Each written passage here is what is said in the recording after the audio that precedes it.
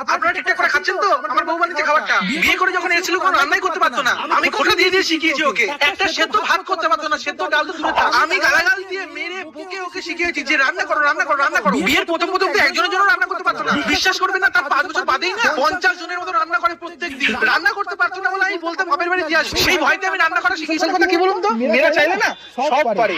চুপটি করো না।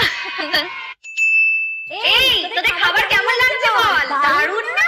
আরে বিয়ের পরে কিছু পারতো না। আমি কতবার বলেছি সিজলার্স বানাও, চাউমিন বানাও, কিচ্ছু পারে না। আমি গরম জল মাথায় ঢেলে দিয়েছিলাম ম্যাগি গরম করতে পারে না বলে। তারপর বুঝেছে চুলটা কিরকম তাড়াতাড়ি পাক খেয়ে একদম ম্যাগির মতো হয়ে গেছে, সেইভাবে ম্যাগি করতে শিখিয়েছি আমি। আর সাইকেল ও বাবা কিচ্ছু করতে পারতো না। আগে তো শুধুমাত্র দুজনের জন্য রান্না করতে পারতো, ওতে আমাদের চলে নাকি? আমার রোজ কিটি পার্টি হয়, মিনিমাম 25 থেকে 30 জনের রান্না দরকার ছিল। তাই আমি আঙুল পুড়িয়ে ওকে ড্রাম অফ হেভেন বানানো শিখিয়েছি। আমরা মেয়েরা সব পারি। আমার এই আগার বরটাকে একদম মাস্টার শেফ বানিয়ে ফেলেছি।